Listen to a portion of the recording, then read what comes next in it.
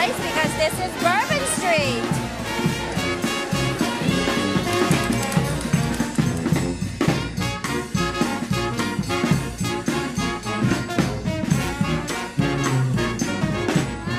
I gotta touch your paws, they're so cute. Oh, and he barks too. Give me 5. The state of Louisiana is so rich in history. In 1682, it was claimed over by the French for King Louis XIV of France. 100 years later, it was given to King Charles III of Spain. Then it was given back to France, and Napoleon sold Louisiana and New Orleans for a mere $50 million to the United States of America.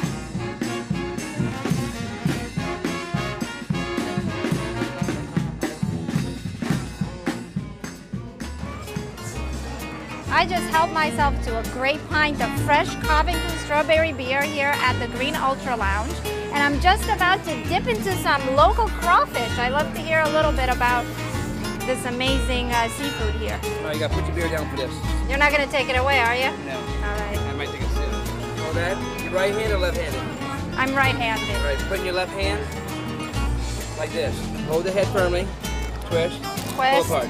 Pull apart. Oh. Trust me on this, okay? Yes, I trust you. Lean forward, put in your mouth, squeeze and suck.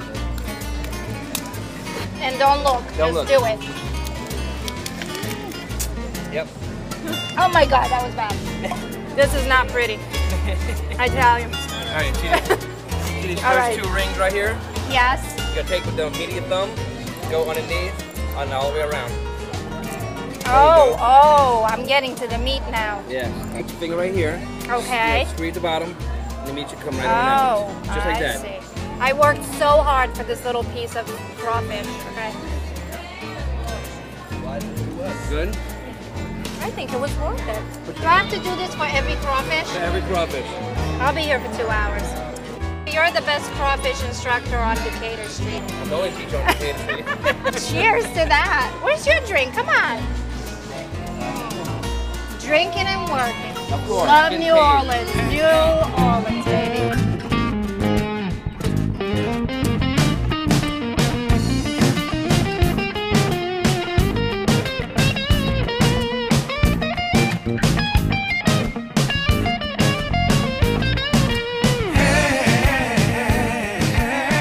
In 1812, the battle for New Orleans began as the British troops attacked the city.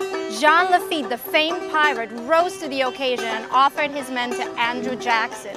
Together, they formed a militia of 4,000 troops comprising of West Indians, Americans, and pirates. The battle took place just outside of the French Quarter. 2,000 British perished, and there were only 8 American casualties. Because Jean Lafitte offered his men and guns to Andrew Jackson, this beautiful city was saved. Thank you, Jean Lafitte. Thank you. We decided to take a trip outside New Orleans to Napoleonville to meet our indie woman model, Captain Ginger.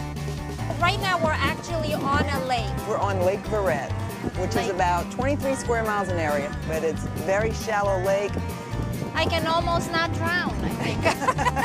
You could probably walk across most of it.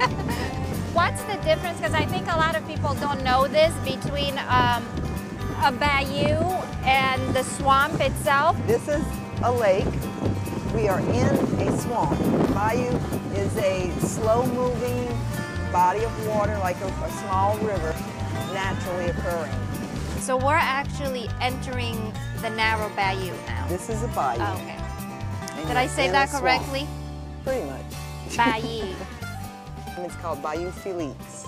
The trees themselves are cypress trees. The gray that you see hanging, draping down from the trees is Spanish moss. It's not attached to the tree, it's not a parasite. Where does it come from? It's a plant, Okay. and it's growing out here on the trees. It's also a good indicator of air pollution because it's an airplane. It's getting all its nutrients from the air, and if you have a lot of pollutants in the air, it'll kill it. Little piece. Oh my goodness, look at Spanish moss. that. Isn't it beautiful? It's Oh, actually a look how plant. luxurious. It may have a few bugs in it. Oh, Jesus. Is that okay? What used to make with this moss? Did they? Around in this area, everybody slept on moss mattresses. So you can maybe still find some around in different places that. I'm not sleeping on a moss mattress when I go on vacation. I would have thought that they made wigs out of these things. You know, it's kind of like a luxurious hair product or something. I could be a big moss for like Halloween. So they're not really that big. Well, that's a small one. When they hatch, they're about six inches long, and they grow about a foot a year.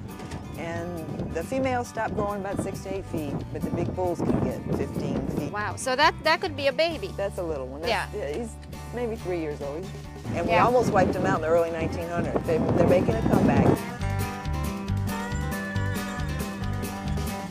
This is a willow tree here. The early settlers and peoples used to use the willow tree bark. They'd boil it and make a tea with it, and they'd give it fever and chills. And the bad thing is that we're losing land because the rivers and the bayous aren't overflowing anymore, bringing in new sediment. So the land that's here is sinking. That's how all of South Louisiana was built, by the Mississippi River, dumping vast amounts of sediment all along the south. A bald cypress can get 25 feet in diameter, 150 foot tall, live for 2,000 or 3,000 years. Most of the cypress trees we see out in this area, what's left is about 100 years old. And a cypress swamp, in order to be healthy, needs a flood in the spring, but it needs to dry out in the fall. A cypress tree can't grow out here in the water. And what's happened is that since so much of the land has sunk, there's more standing water, so you're not getting new growth out here. Yeah. But we're only about 30 miles from the Gulf, which is where all the hurricanes come in at. So you need these trees, actually. We need the trees. It's imperative to keep the trees in place. To block the wind, slow the wind down, keep storm surge down. It's a very important ecosystem. I'm trying to educate the world, 2 people, 3 people, 4 people at a time. People ask me all the time, don't you ever get tired of going to the same places, seeing the same thing? I say never. It's different every time I come out. I love it. On our way back to the city, we decided to check out one of the many sugarcane fields in Louisiana. In the 18th and 19th century, New Orleans was actually the most active trade point in the Caribbean, and they were especially renowned for the export of sugarcane, rum, tobacco, fruit. I'm actually standing in the middle of a sugarcane field about an hour and a half outside of New Orleans. Somehow I just landed here.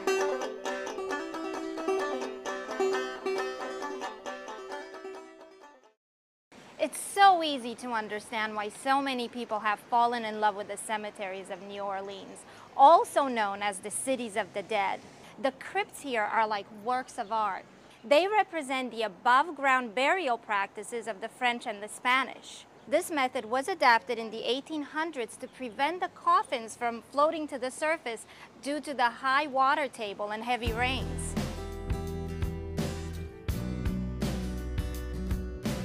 The 9th Ward is the residential area that was most devastated by Katrina. Where there were rows upon rows of houses, now there are empty fields, as if nature has reclaimed the land. New state-of-the-art houses have been built here as part of a revitalization project, spearheaded by Brad Pitt and his nonprofit organization.